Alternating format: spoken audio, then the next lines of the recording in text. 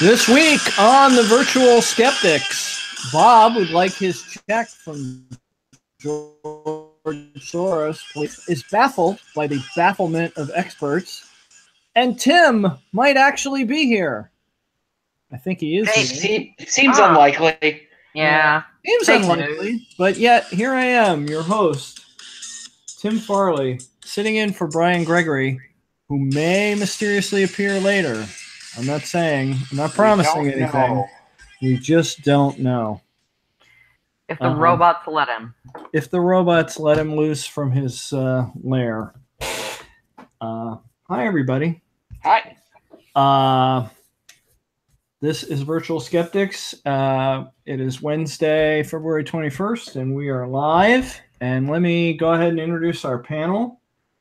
We've got Bob Blaskowitz, CSI's conspiracy guy, web columnist, blogger for Skeptical Humanities, and Skepticality contributor. Works for Tips. Okay, never mind. He works for editor and blogger at Skeptical Humanities and contributor to Skepticality and Insight at skeptic.com.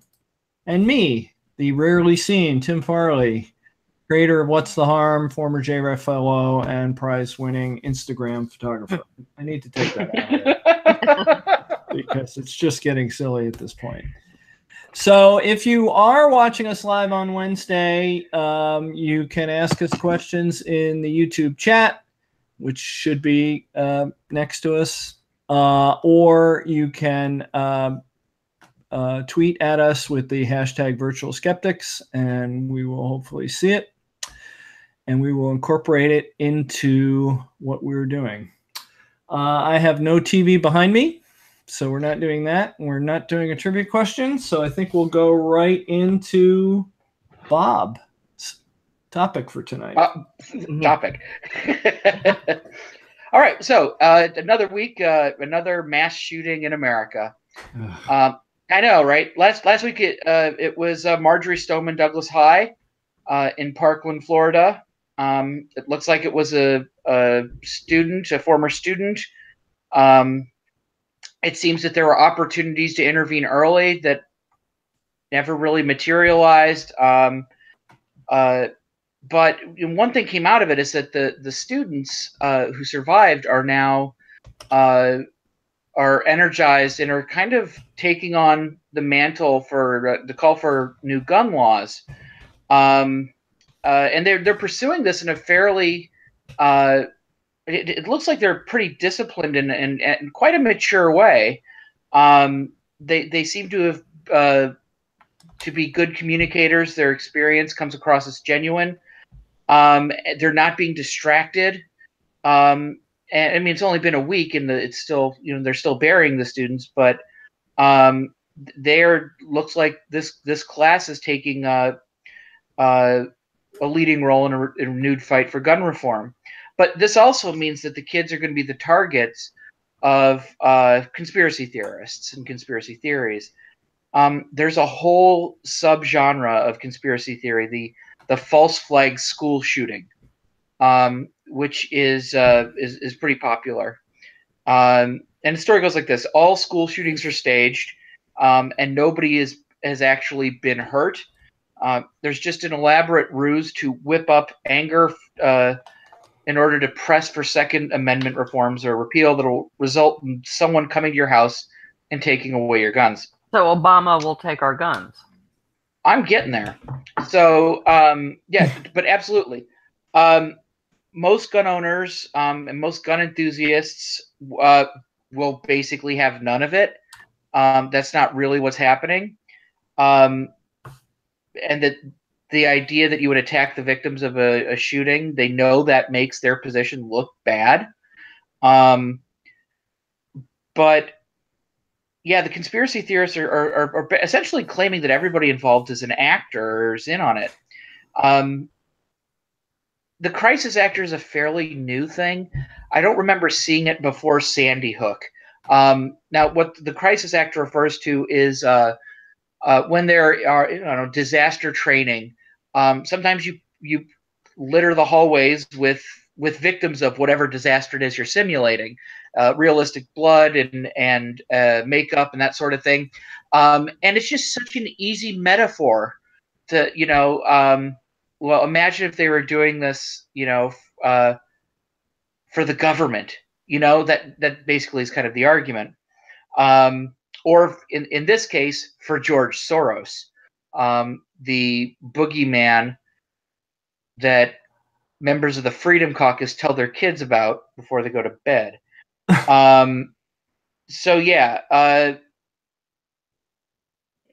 let me see. The conspiracy theorists think that if they recognize the same event or same person at two events, or they catch one of the supposed victims, kind of out of character, that they will have shown that there's a hoax or that things are not what they seem, right? And part of the problem that leads people to identify the same person at multiple sites is that news coverage generates a lot of very similar images each time. People standing outside the perimeter of the crime scene, crying on their phones, holding press conferences, that sort of thing.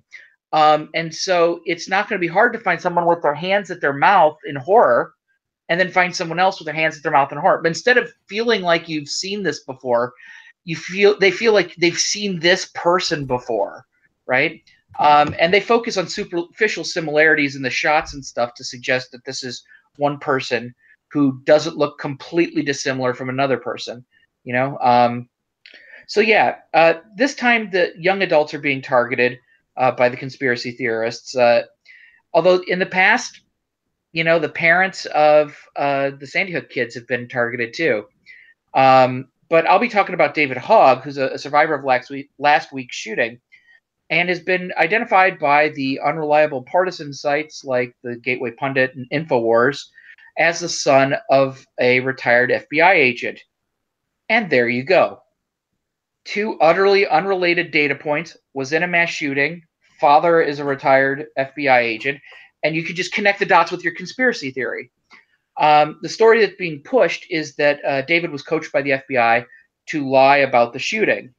Also, people on the prestigious internet have decided they recognize him from other incidents around the country. So the Gateway Pundit video shot to the top of YouTube's trending page.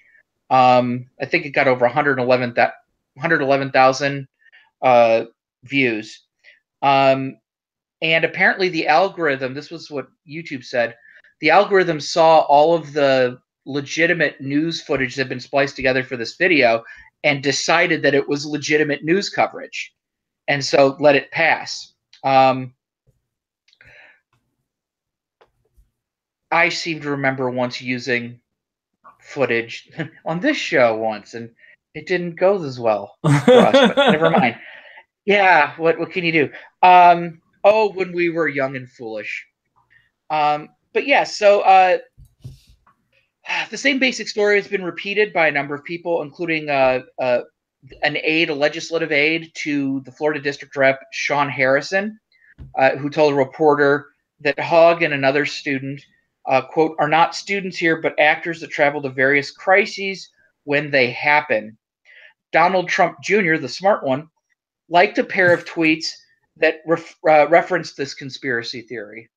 The Republican legislative aide has been fired. So spreading false information about people does have consequences. Though, if I remember correctly, there is someone who made a name for himself in politics by selling a racist conspiracy theory about his predecessor, who still has a job somehow. And the Trump... No, it sounds familiar. Maybe not. What was I thinking? But so the Trump subreddit is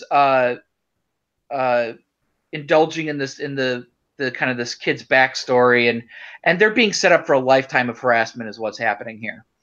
A couple of even there's a retired Republican in Pennsylvania who repeated much the same thing, and it flatters their view, that they're not on the wrong side of history here.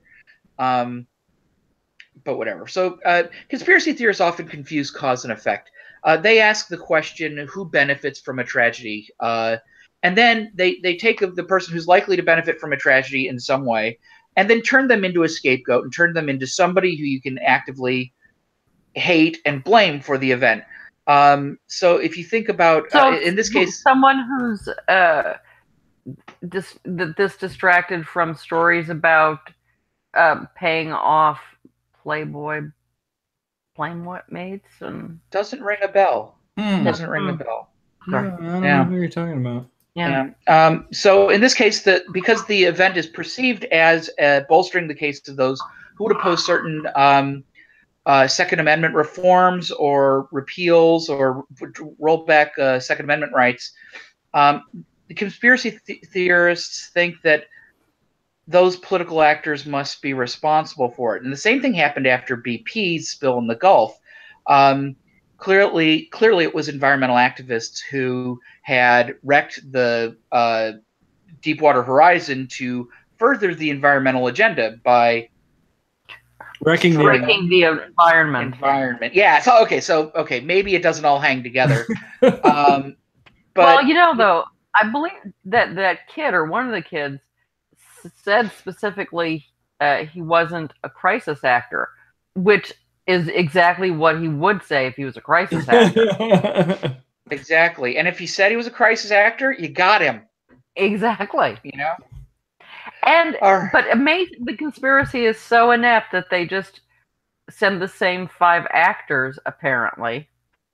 Well, that's the thing. They have super huge amounts of money, and because actors are not in any way desperate or cheap to hire, they want to save a few bucks by flying people around to these things and chilling around.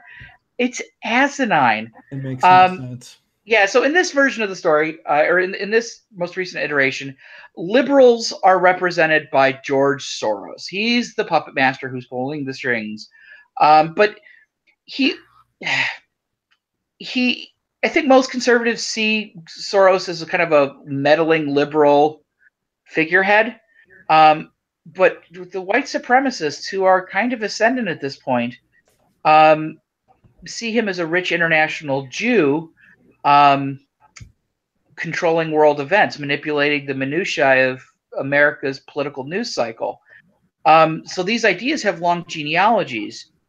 And so one of the ways that I suggested you recognize how you can recognize a conspiracy theory is that the explanation, for instance, international Jews are running the world, precedes whatever crisis it is sought to explain. So in this case, set up a fake shooting to generate sympathy for banning guns existed long before the Florida shooting. Conspiracy theorists, of course, generally pick the bits they think fit the pattern that they're looking for, and they ignore disconfirming evidence. So Ben Hogg's father, or David Hogg's father, is a retired FBI agent. Conspiracy theorists focus on FBI agent and not so much on the retired part, right? Another thing that feeds into this is that Wayne LaPierre, who's was he the president or Uberfuhrer Reichsmeister of the NRA, he promoted conspiracy theories during the entirety of Obama's presidency, putting forward the idea that Obama was just coming to take all the guns. And despite the fact that before Sandy Hook, gun control was rarely on his radar, and gun control didn't surprisingly take off as an issue after Sandy Hook, the president never really talked about it before Sandy Hook. And even in the wake of things like a Supreme Court ruling that expanded handgun, I think it was concealed carry rights in D.C., despite that, LaPierre was saying that they're coming to take your guns. And believing is well, the first thing is that LaPierre has primed his constituencies to expect a conspiracy. And the other half of this is that believing is seeing, right? If you expect crisis actors, you will look for the places where it looks like they slip up and forget their lines, as in this case, and you'll see a crisis actor. You'll when they become reptilian. Right. You expect reptilians, you'll see reptilians. If you expect pandas, you'll see a shadowy cabal of pandas. Ooh, I would love a shadowy cabal of pandas. I know. The best kind of shadowy cabal. It's like some kind of James Bond villain plan to isolate the bamboo market. I have a question though, sort of George Soros related. Yeah. Now, if I convert to Judaism, do I automatically become like all powerful and rich? Or because I would consider it all powerful and rich. Yeah, and evil and in a lair somewhere, planning. Oh global... yeah, you move into a lair. That's absolutely yeah. Awesome. Usually near a graveyard. So yeah, they're really good about volcano. That. Oh no. That's too ostentatious. Okay. So yeah, yeah. So another thing that to keep in mind is that these conspiracy theories are, of course, a closed belief system. That it's like a worst case scenario for handling evidence. They see a lack of evidence as just confirmation that the conspiracy is even bigger than it would be otherwise. Because nothing is at seem and everything is potentially nefarious. But the pedophilia ring at the pizza place in the basement that doesn't exist, that was real, right? Well, no, the intelligence was wrong. The guy who showed up with a gun said he had bad intel. But all the shootings are fake. Right. Okay, just making sure you got that sorted out. Yeah. Welcome to the real world, Eve. So I have a brain ouchie now. I know. Well, it does that to you. And basically it's the academic equivalent of a frontal lobotomy. You don't feel anything, you don't react much, it just washes over you.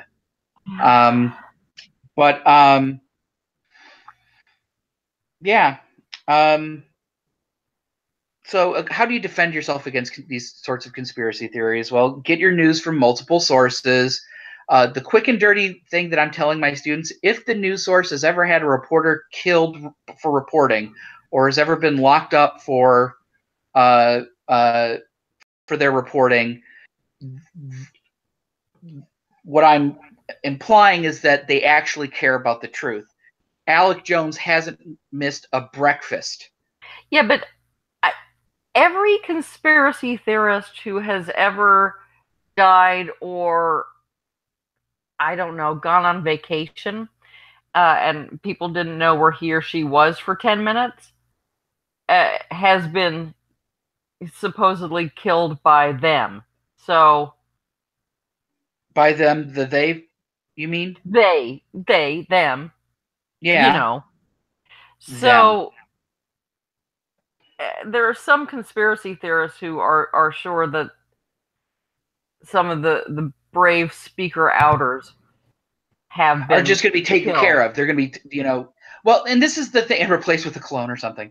No, like, well, this is this thing. You because it's such an airtight system, usually, because it rejects the accumulation of contrary evidence, it's often not worth getting into that argument, other than maybe planting a few seeds of doubt if you can.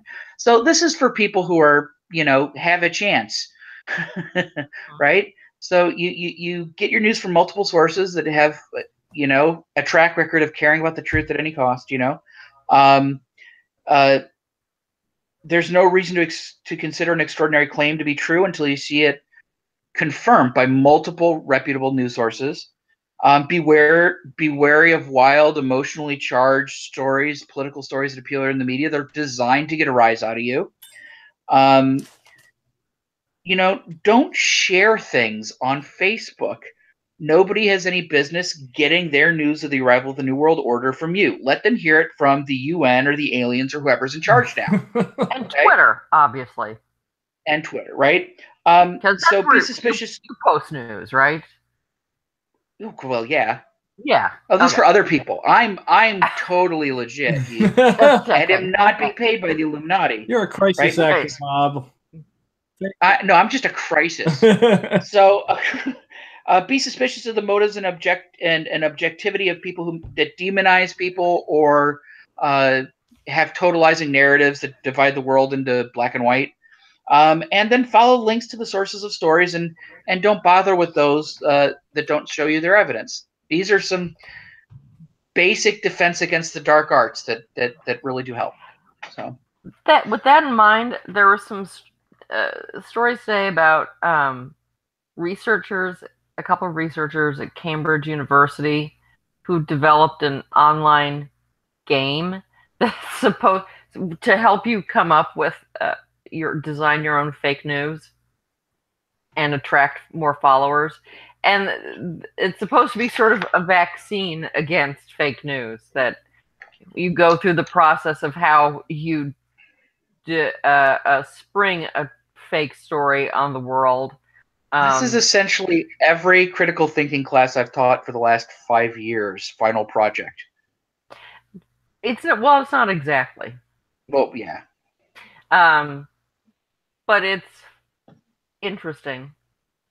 Mm-hmm. And I think they're also using it to continue and do more research as well. Yep. That's very cool. I just got your link, by the way. Mm-hmm. I'm going to check that out tonight. All right. Let's see if we have any. Where did I put that? Questions. Alex Murdoch says, way to start off on an up note, Bob. That's true. If nothing else, these kids so far seem to be really resilient and having none of these conspiracy theorists shit. They know how things work online. They are not taking shit. And like from the beginning, because people were attacking them for having taken too many pictures. Yeah. Yeah. No, these kids are savvy. 2 words, Dinesh D'Souza. Dude. God. Yeah. Thanks. Wow. I've met more pleasant tapeworms. Well, with better criminal background. Yeah, with like fewer felonies. Wow. Right. Yeah, that guy's a piece of something or other. Yeah, it's ridiculous when you start attacking high school kids. Yeah. Yeah. All right. Well, I guess we'll move on to my topic, and which kind of ties in a little bit to Bob's topic. I'm going to talk a little bit about the indictment last Friday by the special prosecutor's investigation here in the United States of the 37-page multiple count indictment of, I think, 14 individuals in Russia and 3 companies. What page did they say that Trump was totally innocent and there was no collusion and he's very nice and he hands? I can honestly say I read all 37 pages of the document and I do not recall where that was. Well, clearly something is slipping. Yeah, you've clearly missed something because it must be true. I read it on Twitter. Yeah. Yeah, and the interesting thing about the document, I mean, there was a lot of, wow, okay, look, in certain circles in the news, it was like, look, the Russians have been interfering. Here's the proof. But in other circles, there was kind of a lot of known about the Internet Research Organization for quite some time. Yeah. Adrian Chen did a big, giant investigation of it. Russian news sources have done several investigations. There have been TV news exposés of what goes on in that building in Russia and in the United States on NBC News. months and months and years ago. And essentially what they're doing, and what the special prosecutor indicted them for, is doing social media marketing. This is the same thing that a slightly nefarious version of what brands do to make their, latest giga that they want to sell you, or their latest movie, trend on Twitter. Everybody wants to be the popular thing that people are talking about. And people learned a long time ago that you could do certain tricky things, like creating so-called bot accounts. In many cases, what people are calling Russian bots aren't really bots at all. They're college students sitting at a desk somewhere who are getting paid by the post to post things on the internet. Essentially, they're paid trolls, internet trolls. And they would literally troll the comment sections of Facebook threads and whatnot. And their job was to sow discord. There was a bias that was listed in the indictment, that they were told to push Trump and to push Bernie Sanders and to denigrate Hillary Clinton. Other than that, basically, they were just trying to make people mad at each other in the United States. And everybody's known about this for the longest time. And if you paid attention, they weren't hard to spot.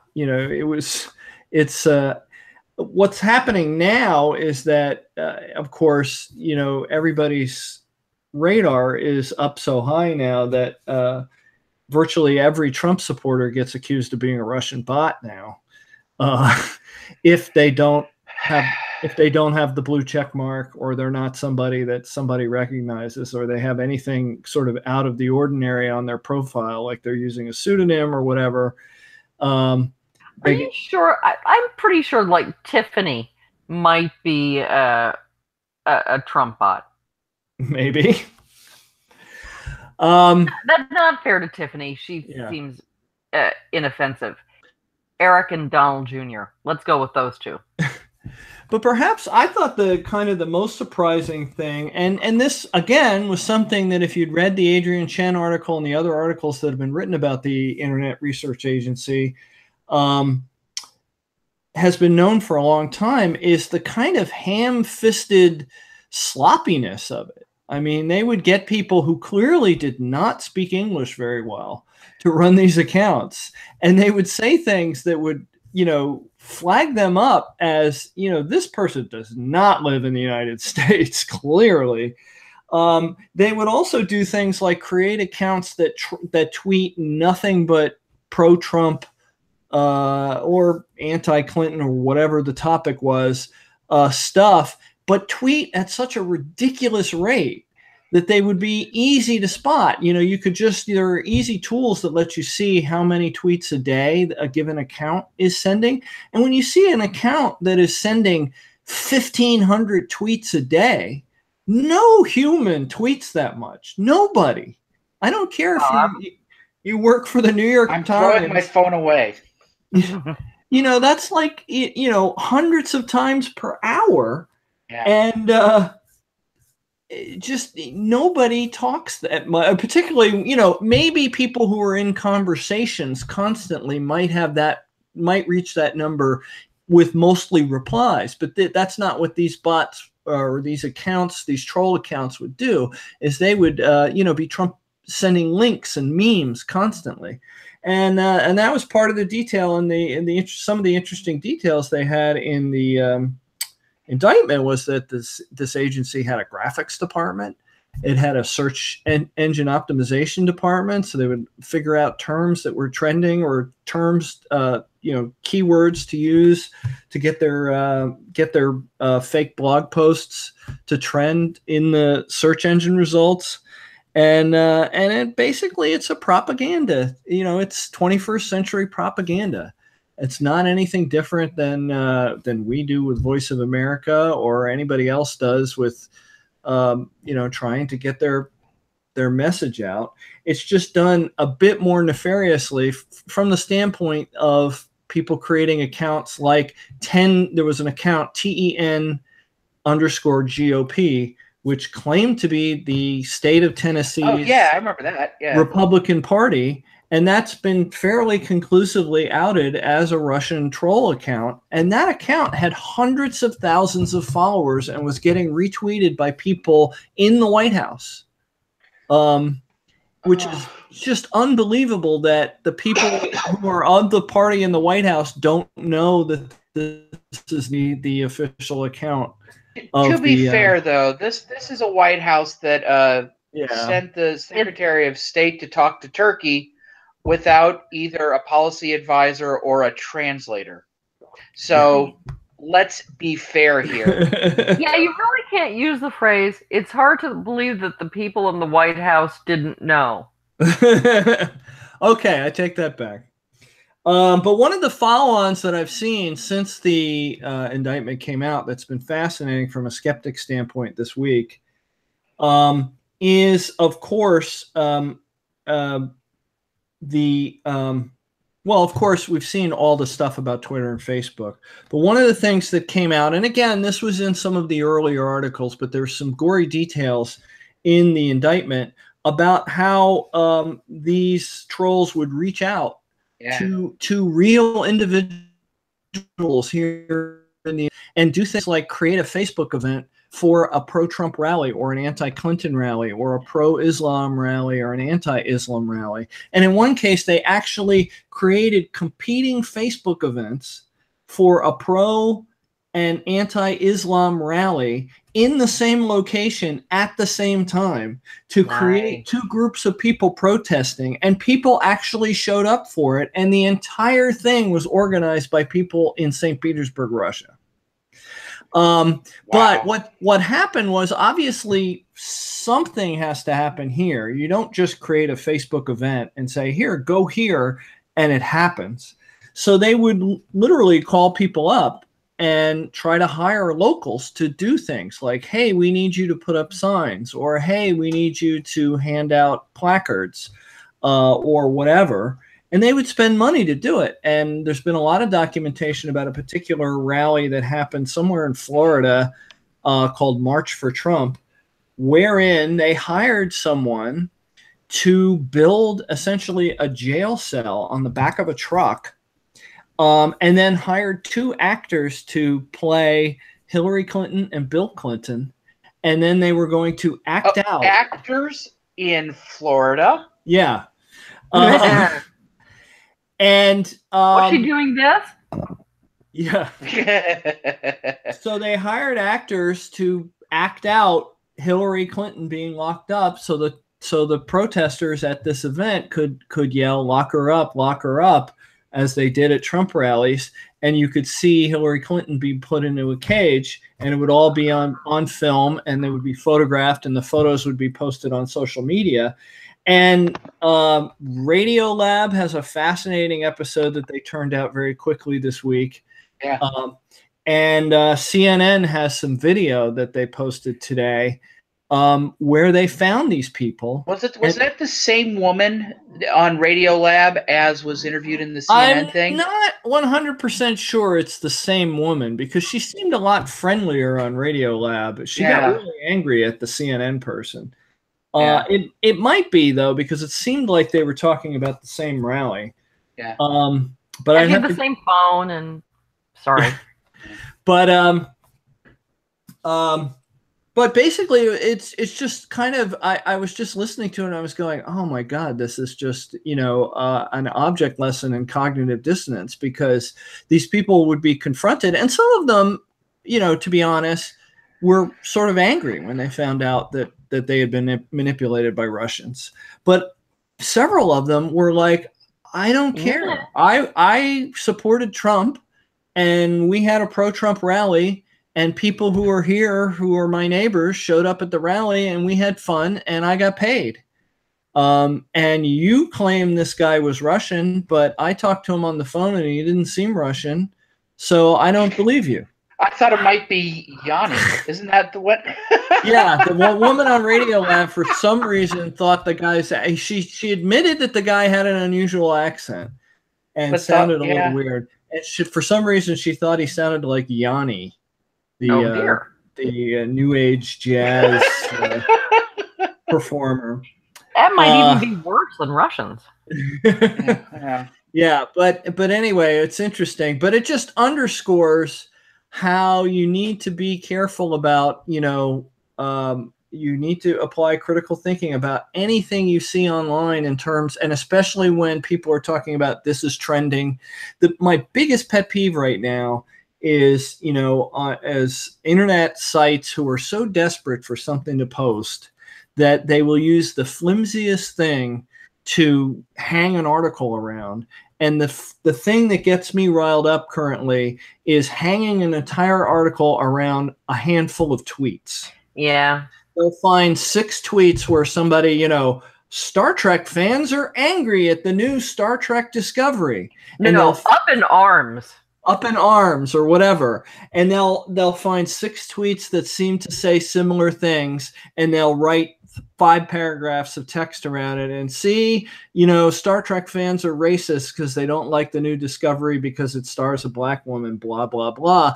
And it's like, okay, you found 6 random accounts. How do I know these are even real people and not Reddit trolls or Russian trolls or God knows what? How do I know all 5 of those accounts aren't run by the same idiot out of his living room?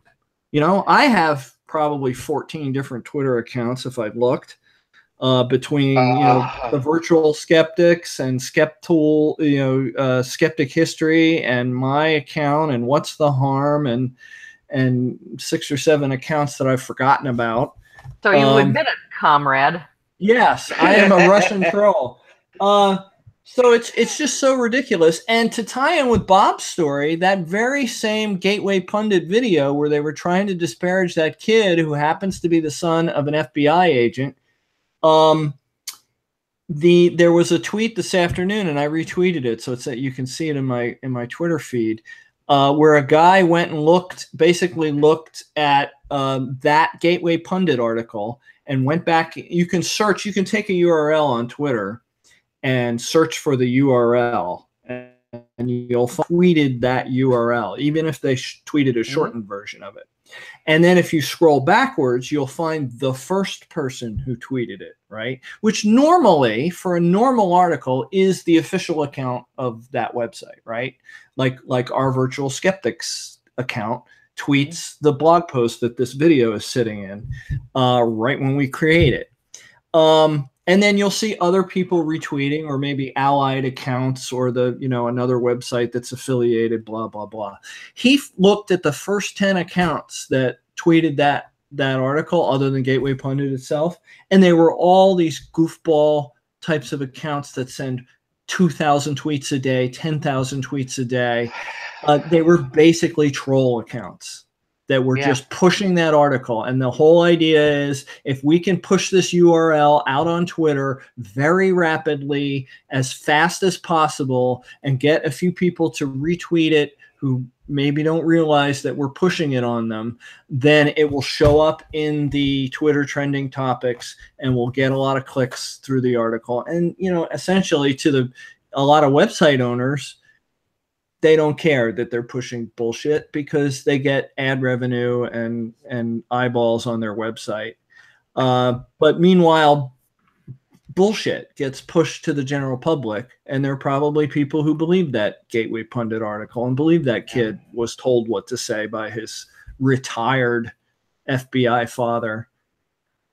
It's so ridiculous. So that Cambridge game also go through some of that stuff. Like, do you want to buy some Twitter accounts or Twitter followers? Yeah. Isn't that unethical? Oh, ethics. Yeah, and it's funny because it's one of these things where, and this has come up with Facebook and it's come up with Twitter, where the economic incentives for the companies involved are completely disjoint with the incentives to create truth, or to have things be fact checked. Twitter needs growth. Twitter needs as many people on Twitter as possible, all the time, tweeting and talking to each other. And anything that removes accounts from Twitter is a bad thing for them because it makes Twitter look smaller and less important. So they don't want to remove bots. And they know, quite frankly, that a lot of marketing companies of major brands use bots and use troll accounts to push marketing messages out there. And those are the people who are buying ads on Twitter. They're the people that pay Twitter's salaries. So Twitter doesn't want to piss them off. So well, just last night, finally, push came to shove, I guess, as part of the Mueller indictment. Twitter finally did. They have done a few waves where they've killed a lot of these Russian bot accounts, but apparently they killed a ton of them last night. And as you might expect, because a lot of these accounts push right-wing stuff, many of them were following right-wing personalities. So all of a sudden, their numbers drop. Yes, all of a sudden, all these right-wing personalities like Richard Spencer and various pundits noticed that their follower counts were dropping. And of course, it became this whole, Twitter is biased against conservatives. But frankly, I think you would find anybody, especially celebrity accounts, probably lost a lot of their followers. I mean, it's not a ton. It was like on the order of a few hundred for most people, or maybe a couple thousand. Because one of the things these bot accounts will do is they'll follow a lot of like hugely popular, like they'll follow CNN, they'll follow Kim Kardashian or, Ashton Kutcher or whoever the celebrity of the moment is, because that Ashton looks Kutcher, the celebrity of the moment. Yeah, I mean, I don't know, just celebrity accounts that have celebrity and major accounts that have a lot of followers already. First of all, they'll get lost in the masses of followers there, but also it makes their account look more plausible. They look like because one of the things Twitter will do is when you create an account is say, hey, do you want to follow? What are you interested in? Here's a bunch of interesting celebrity accounts. Do you want to follow them? And if you're not careful and you click the wrong button, it'll make you auto-follow a whole bunch of stuff. So these bots do that to make their accounts look more like a regular person. So people will lose followers through no fault of their own, simply because the bot operators thought it made their accounts look more like a regular person to follow these other people. And then, of course, if you're trying to sell the fact that your bot is a pro-Trump bot, well, then it's going to follow some pro-Trump people.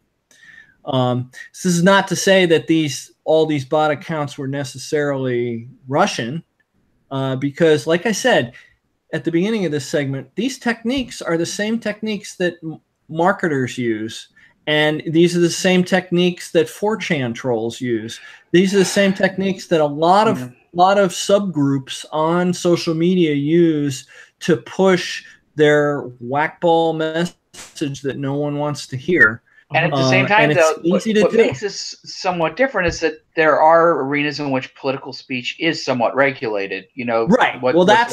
That's what Twitter has to come to grips with is that they are they're a publisher. They say they're a platform, but they're a publisher. They're pushing this. They're responsible for allowing this to go on. Right. They can pick and choose who they want to, but Right. Yep. Yeah. All right. Well, I don't. Ben Bradley asked, so Twitter is okay with millions of fake accounts? Yeah, apparently. They've been okay with millions of fake accounts for quite some time. And yes, your other question, Ben Bradley says, I wonder if Rush Limbaugh will pick up on this. I think he already has. Yeah. But who cares? Yeah. Does he still? How is he still on the air? I don't know. He can yell really, really loudly. Inertia? Yeah. I guess there's still people who listen to AM radio. But he lost all his advertisers in no small way. I don't know. All right. So Brian has not appeared. He was going to Boo. be last anyway. But so I guess we will go to Eve. Well, I'm sort of starting with fake news too. In this world of fake news, which has frankly been going on since news was invented, and in fact it used to be quite a lot worse, because the newspapers just made up crap like crazy. But there can be certain clues that a headline or an article is going to be of dubious quality. One law to live by is Betteridge's law of headlines, which states that any headline that ends in a question mark can usually be answered with the word no. Another red flag is any headline that declares that experts are baffled. Experts, particularly scientists, but not exclusively scientists, seem to exist in a constant state of bafflement. They're the most befuddled people on the face of the earth. Unusually dim and there's a slide for this. Unusually dim dogs trying desperately to understand their human explaining quantum entanglement to them are less baffled than the average expert. Talk to Chatterzell about that. He's all over explaining quantum physics to your dog. Who? What? That's the name of his book. Okie dokie. Because dogs, I mean, they really, really want to understand it because they're humans trying to convey it to them. So they'll try really hard. Experts, though. But it's kind of an odd thing because you'd think they became experts by acquiring expertise in the very subject that seems to be causing them bafflement. Hey, but they also become experts. They become experts by knowing what they don't know, Eve. Well, we'll see. This bafflement epidemic has become so severe that a website has arisen called scientistsbaffled.com. Wow. Where it's not actually very new. Where scientists, experts, and authorities admit their ignorance. You can report cases of bafflement should you encounter an instance of expert bafflement in the wild. There's also a helpful pie chart if you can bring the next slide up. And they compile headlines to stories where experts have been baffled. It's an invaluable resource in the burgeoning field of baffleology. A few examples of bafflement events recorded on the website. Nigeria's land of twins baffles fertility experts. Disappearance of honeybees has many scientists baffled. Scientists baffled by Indonesian volcano that did not erupt. Medics baffled as dead man found breathing. What's killing seabirds? Scientists baffled. Sadly, wow, you're killing the word baffle for me. You know that, right? Yeah, I know. Sadly, the site doesn't seem to have been updated recently and many of the links are dead. Computer scientists are baffled. So just how baffled are experts? Well, possibly not quite as baffled as they're made out to be, although the Onion's headline, "Scientists Baffled by Man's Incredible Ability to Fuck Up Every Time," seems spot on. Experts may know just how complicated their field actually is and understand that there are no simple answers, and that simple answers can be simple to the point of essentially being wrong. I suppose "we don't know with 100% certainty" could be interpreted as bafflement, but not by normal people. Experts, admittedly, are also sometimes puzzled or curious about something they don't fully understand. So they study it. And I believe it goes something like this. Huh, that's weird. I wonder why that happens. I should study that. Okay, I've studied that. Here's my study. Here's how I designed my study. Here's my data. Here's what I found. that's how experts discover stuff. This is actually where knowledge comes from. Wait. Eve. Yeah. I'm baffled. Well, I know. But that's just you. And actually, this acquisition of knowledge is kind of a nifty process. Knowledge is cool. Occasionally, supposedly baffled experts fight back and declare that they aren't actually baffled at all. Of course, that's what they would say. Last month, for instance, Newsweek, which seems to have become increasingly clickbaity, featured the headline, "Ancient Chess Pieces with Islamic Designs Discovered in Norway, Baffling Archaeologists." And what happened was, an 800-year-old chess piece, which is the equivalent of a knight, if you could bring up the next slide. It's apparently supposed to be, in some abstract way, horsey. Really? With Are you sure it's not a helmet with a battle piglet? Yeah. With carved circular patterns, was found during the excavation of a 13th century house in Tønsberg. The designs show an Islamic influence, and according to Lars Haugesson, the excavation's project manager, no previous archaeological finds from Tønsberg have such details, which emphasizes that this chess piece is a unique object. The article then paraphrases Haugesson's explanation of just exactly how chess reached medieval Scandinavia from the Islamic world, thus clearly revealing his bafflement. If by bafflement we mean knowledge. The article also states that over 1,000 chess pieces have been found in Bergen, Norway, but very few knights.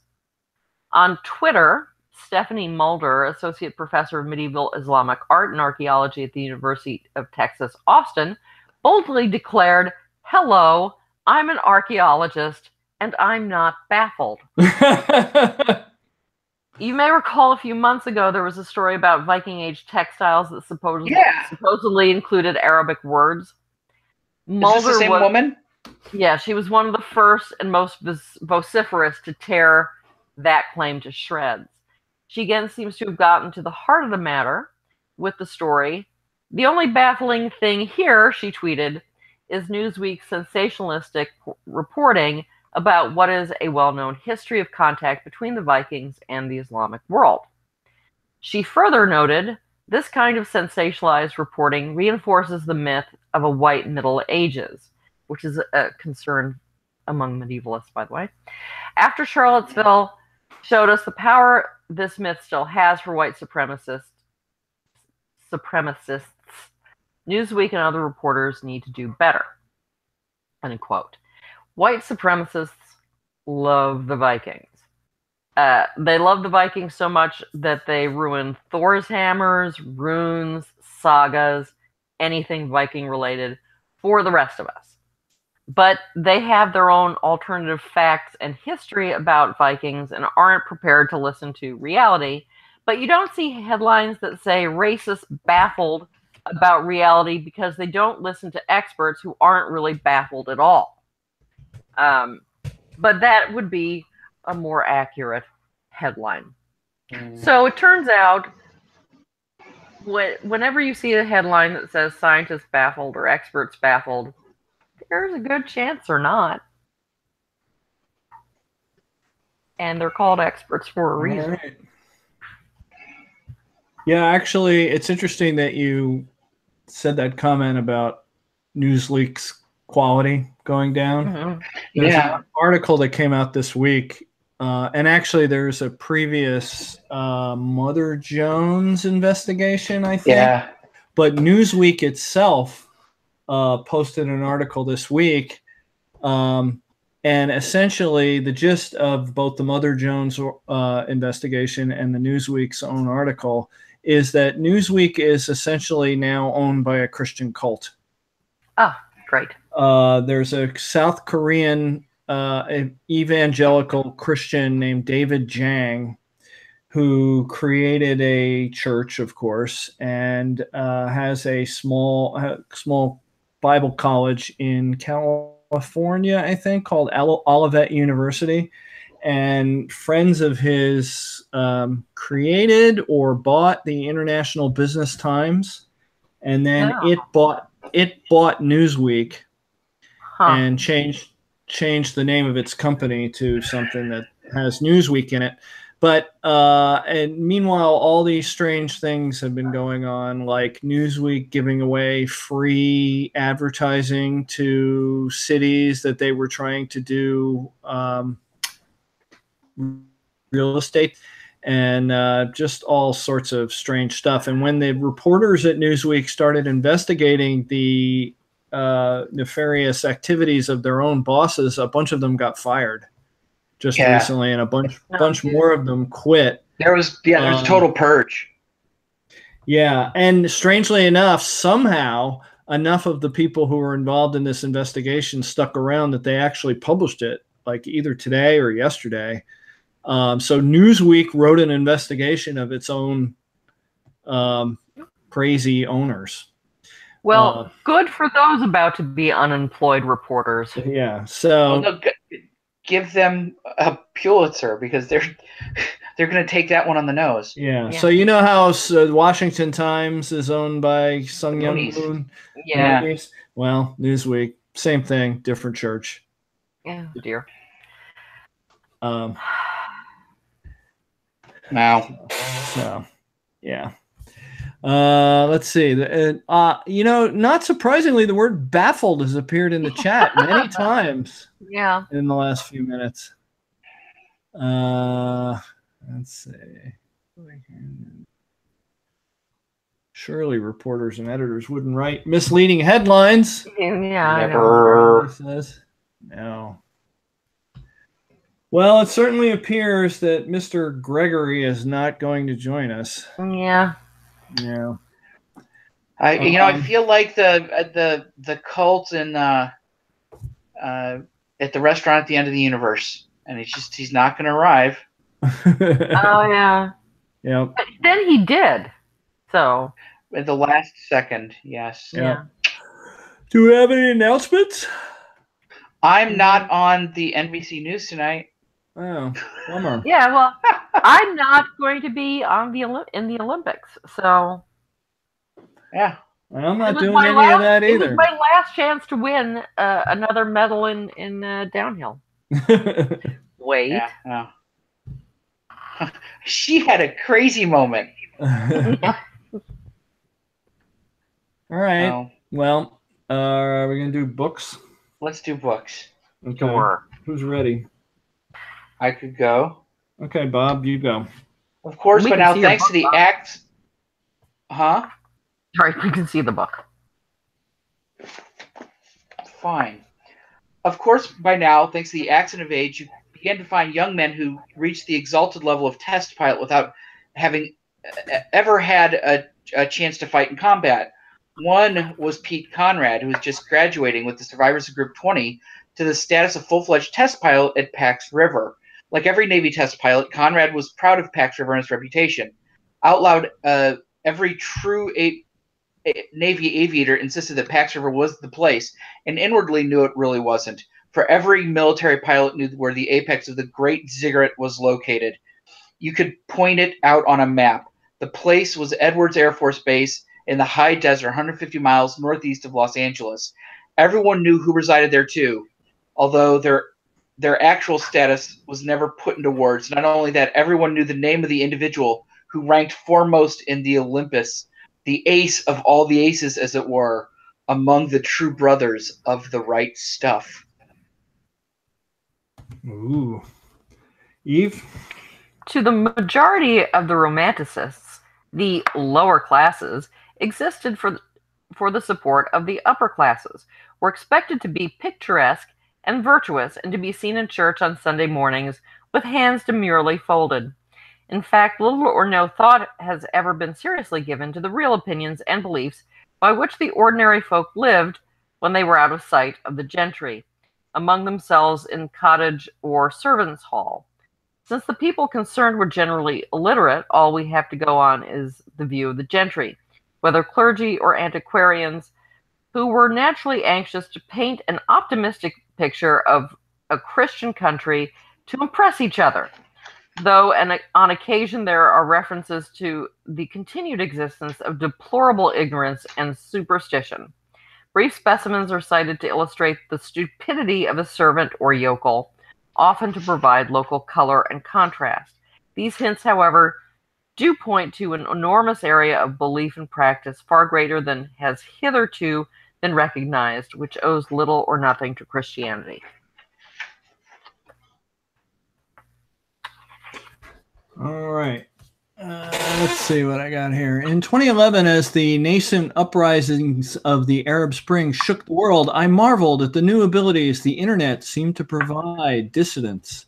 Perhaps I appreciated the wonders of digital connectivity more because I had come of age in Turkey after the 1980 military coup.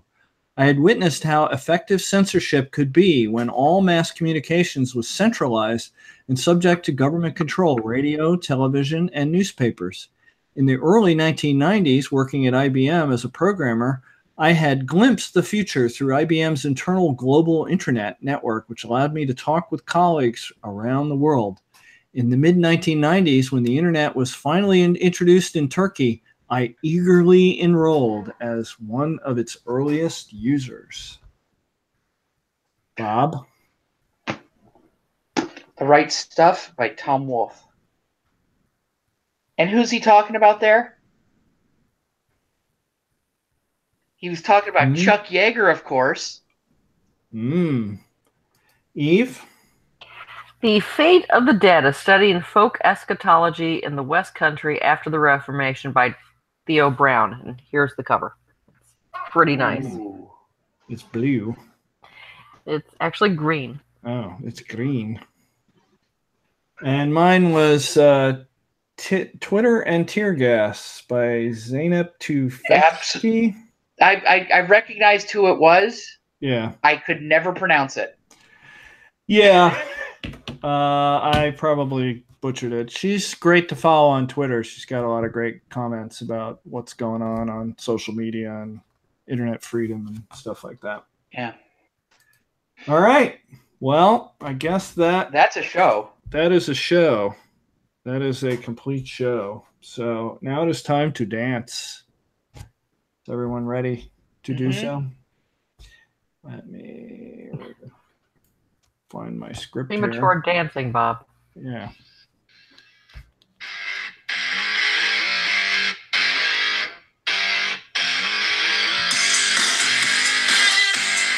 So Virtual Skeptics is an independent production of what'stheharm.net, Skeptical Humanities, Brian Gregory, who's not here, ICPS Everywhere, and Doubtful News.